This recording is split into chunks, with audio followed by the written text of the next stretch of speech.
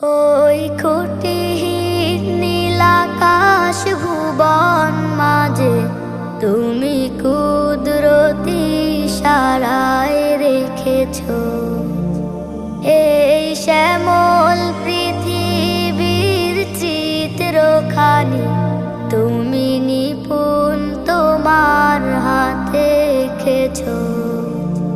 ওগো আল্লাহ, শুকর তোমার আমারে যে মুসলিম করেছ। ওগো আল্লাহ, শুকর তোমার আমারে যে মুসলিম করেছ। তুমি সাগরে